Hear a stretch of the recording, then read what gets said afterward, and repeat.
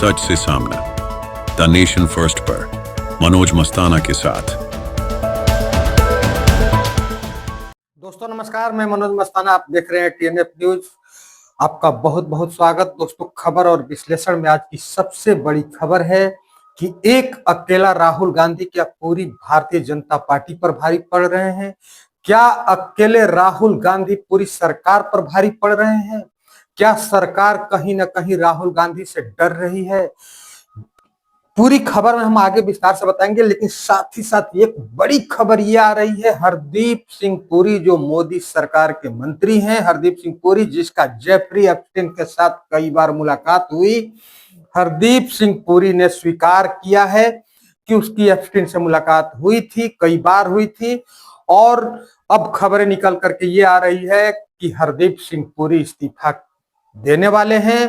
क्या भारतीय जनता पार्टी हरदीप सिंह पुरी से इस्तीफा लेने वाली है? अब क्या भारतीय जनता पार्टी हरदीप सिंह पुरी से इस्तीफा नहीं लेगी तो क्या विपक्ष उनसे इस्तीफा लेगा?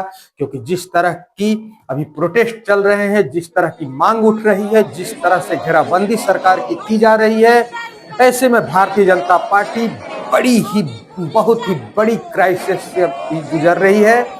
पूरी खबर आपको आगे बताएं, लेकिन उससे पहले आप सबसे गुजारिश है दोस्तों कि चैनल पर नए हैं तो चैनल को सब्सक्राइब करिए, बेल आइकन प्रेस करिए, वीडियो अगर अच्छी लगे तो लाइक, शेयर और कमेंट जरूर करिए।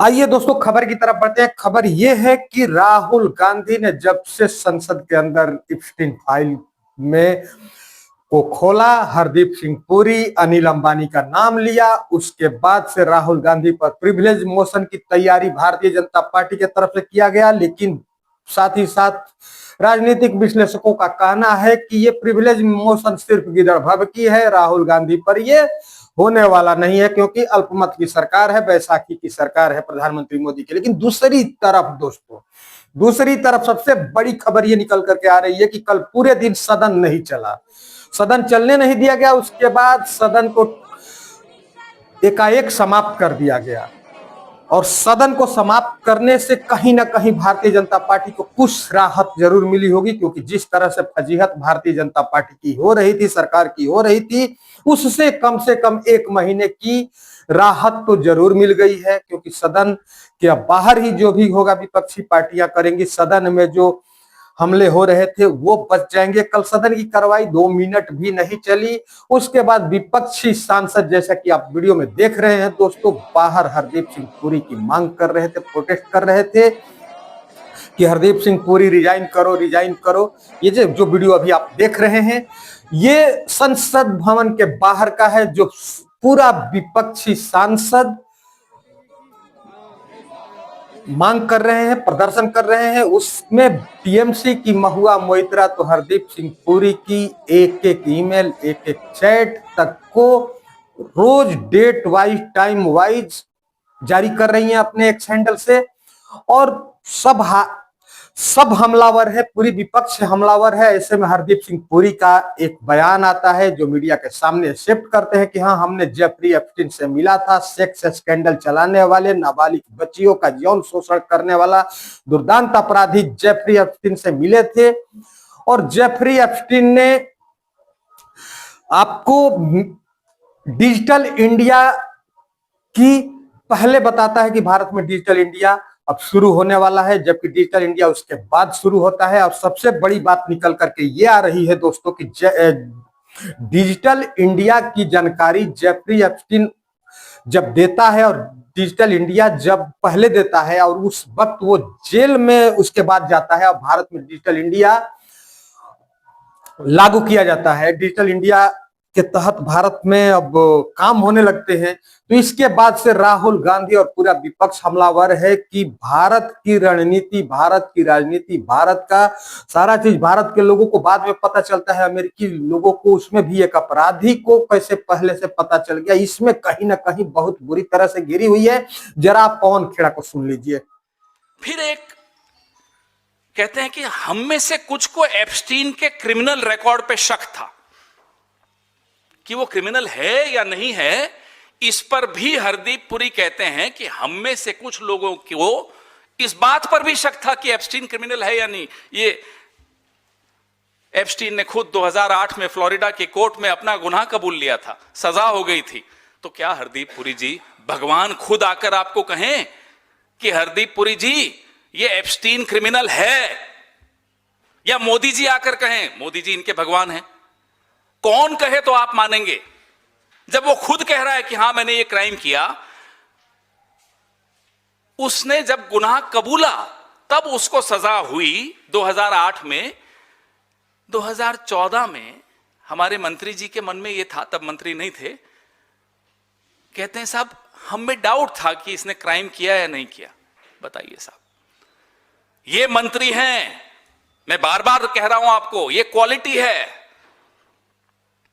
इंटेलेक्ट की क्वालिटी, नैतिकता की क्वालिटी। किस पैमाने पे आप हरदीप पुरी को सही ठहराएंगे, मुझे आप बताइए, कौन सा पैमाना होगा वो? ये मेल्स आपके सामने है। पवन खेड़ा जबरदस्त तरीके से प्रेस कॉन्फ्रेंस किए। अब हम तो छोटी सी क्लिप सुनाए। पवन खेड़ा ने तो यहां तक कहा है कि प्रधानमंत्री मोदी हरदीप सिंह पुरी का इस्तीफा नहीं ले रहे हैं, क्योंकि प्रधानमंत्री मोदी भी कहीं ना कहीं इस तरह के फंसे हुए हैं। ये मैं नहीं कह रहा हूं, पवन खेड़ा ने कहा है। लेकिन सरकार को इसमें हरदीप सिंह पुरी के कबूलनामे के बाद कहीं ना कहीं भारतीय जनता पार्टी की सरकार फंसती दिख रही है। अब देखना यह है कि हरदीप सिंह पुरी से भारतीय जनता पार्टी इस्तीफा लेती है या नहीं लेती है। लेकिन कहीं ना कहीं सरकार घिरी है और सरकार को राहत जरूर मिल गई है, क्योंकि ये बजट सेशन जो चल रहा था, इस सेशन की समाप्ति हो गई है। बगैर प्रधानमंत्री के भाषण के ये सेशन अभी समाप्त कर दिया गया है, इसे रोक दिया गया है। तो 1 महीना के लिए जरूर राहत मिल गई है। लेकिन विपक्ष सड़कों पर है, प्रदर्शन में है, लगातार हमलावर है, लेकिन सत्ता पक्ष के तरफ से कोई जवाब नहीं दिया जा रहा है। दोस्तों, साथ ही साथ कल मीडिया के सामने राहुल गांधी आते हैं, जैसा कि ये वीडियो देख रहे हैं आप।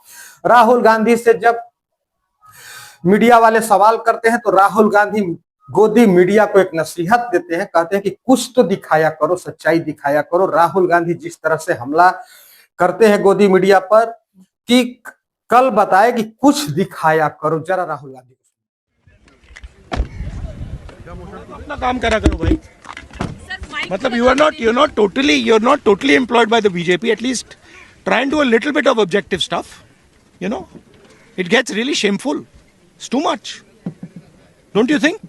You're, one second, you're responsible people, you're media people, you have a responsibility to be objective.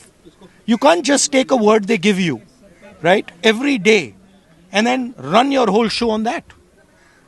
You're doing a disservice to this country. Are you not able to recognize that? Thank you. Sir, we are not asking their question. We are Exactly. asking question. Thank you. Now you put what I said. Rahul Gandhi को अभी आप सुन रहे थे। राहुल गांधी एक तरफ से नसीहत दिया, लेकिन सर सबसे बड़ी बात यह है दोस्तों कि आखिरकार मोदी सरकार इसमें क्यों बचते फिर रही है, बचाने की कोशिश कर रही है या क्या कर रही है? राहुल गांधी पर प्रिविलेज मोशन ला रही है। सबसे बड़ी बात यह है कि आखिरकार जहां पर अनिल अंबानी का भारतीय जनता पार्टी सर कैसे बचाव कर पाएगी? जब राफेल की डील हुई तो जिसमें अनिल अंबानी का इसमें 0 नॉलेज था, अनिल अंबानी को जो कि यहाँ पर एविएशन सिस्टम जो चलाती है कंपनी, उस कंपनी के पास सारे कॉन्ट्रैक्ट पहले आते थे। उस कंपनी को साइड करके अनिल अंबानी को उस वक्त में जब डील हुई थी राफेल की, वो डील अनिल अंबानी को दिलाया गया था। और उसके बाद से अनिल अंबानी का अब जब एप्स्टीन फाइल जारी हो रहा है तो उनका सेक्स चैट भी आ रहा है, जो जेफरीन एप्स्टीन से बात कर रहे हैं, विदेशी लड़की के बारे में बात कर रहे हैं, डन करने की बात कर रहे हैं। ये चैट आने के बाद कहीं ना कहीं सरकार की गला फंस रही है और सरकार जवाब देने में असमर्थ है, कोई जवाब नहीं दे पा रहा है। लेकिन इसमें भी निशिकांत दुबे जैसे ऐसे लोग हैं जो कि इस पर राहुल गांधी पर सवाल उठाते हैं, अमर्यादित भाषा का संसद में प्रयोग करते हैं, बोलते हैं। मतलब कहा जाए तो कहीं ना कहीं सरकार में आपको निशिकांत दुबे जैसे लोग आकर के बचाव करने की कोशिश करते हैं, राहुल गांधी को गलत ठहराने की कोशिश करते हैं, देश विरोधी बताने की कोशिश करते हैं। लेकिन दूसरी तरफ डिजिटल इंडिया भारत में शुरू हो रहा है, इसकी जानकारी एक अपराधी वहां देता है कि भारत में डिजिटल इंडिया शुरू होने वाला है, जेफरी एप्स्टीन। तो ये कहीं ना कहीं नहीं हो रहा है कि भारत की सारी रणनीति अमेरिका को पता चल रहा है। ये मैं नहीं कह रहा हूं, ये विपक्षी पार्टियां कह रही है, मेरे को मत समझिएगा कि मैं कह रहा हूं। जिस तरह का पवन खेड़ा ने अभी आरोप लगाया, अब सुने। उसके बाद से महुआ मोइत्रा लगातार हरदीप सिंह पुरी की ईमेल जारी कर रही हैं, हरदीप सिंह पुरी का कबूलनामा आ गया है। इसके बाद भी हरदीप सिंह पुरी अगर मंत्री पद पर बने हुए हैं तो क्या भारतीय जनता पार्टी इसको दरकिनार कर देगी? कि मतलब एक अडवाणी जी थे इसी भारतीय जनता पार्टी में, जब उनके ऊपर घोटाले के आरोप लगे थे तो उन्होंने अपना पद छोड़ दिया था और कह दिया था कि मैं पद तब तक ग्रहण नहीं करूंगा जब इसमें मैं बरी नहीं हो जाऊंगा, और अडवाणी जी ने रिजाइन कर दिया था। और आज भारतीय जनता पार्टी के नेताओं पर आरोप लगते जा रहे हैं। मंत्री का कबूलनामा आ गया, उसके बाद भी वो मंत्री पद पर बना हुआ है, तो इसको आप क्या कह सकते हैं? मैं आपके ऊपर छोड़ता हूं, आप इसका जवाब दीजिएगा। क्योंकि वो दौर भी देश ने देखा है जब अटल बिहारी वाजपेयी प्रधानमंत्री थे, आपके गृह मंत्री लाल कृष्ण आडवाणी जी थे। आडवाणी जी पर आरोप लगता है, आडवाणी जी रिजाइन करते हैं और मुरली मनोहर जोशी रिजाइन करते हैं। इन लोगों पे बाबरी मस्जिद के ऊपर आरोप लगता है। लेकिन आज भारतीय जनता पार्टी में आरोप पर आरोप लग रहे हैं, लेकिन रिजाइन किसी का नहीं हो रहा है। लेकिन एक खबर निकल करके आ रही है कि सरकार हो सकता है ओम बिरला और हरदीप सिंह पुरी दोनों से इस्तीफा ले सकती है, लेकिन इस खबर का चैनल दावा नहीं करता है, लेकिन इस तरह की खबरें चल रही है। लेकिन बड़ी बात यह है कि 1 महीना का जो एक जीवन दान मिला है सरकार को, संसद को ठप करके, तो इसमें क्या सरकार कुछ बड़ा फैसला लेगी? गुजरात लॉबी क्या कुछ बड़ा फैसला लेगी? हरदीप सिंह पुरी से इस्तीफा लेगी? और क्या ओम बिरला स्पीकर बने रहेंगे कि ओम बिरला से भी इस्तीफा लेकर के कोई नया स्पीकर बनाया जाएगा? क्योंकि भारतीय जनता पार्टी ने स्पीकर का चुनाव तो कराया, लेकिन डिप्टी स्पीकर का चुनाव नहीं कराया था। अगर डिप्टी स्पीकर विपक्ष का होता और आज डिप्टी स्पीकर का चुनाव हुआ रहता तो निश्चित तौर पर ओम बिरला पर जब अविश्वास प्रस्ताव आया था तब जगदम्बिका पाल वगैरह वगैरह को नहीं सीट पर बैठना होता, डिप्टी स्पीकर विपक्षी पार्टी के जो स्पीकर होते वो बैठे होते सदन में।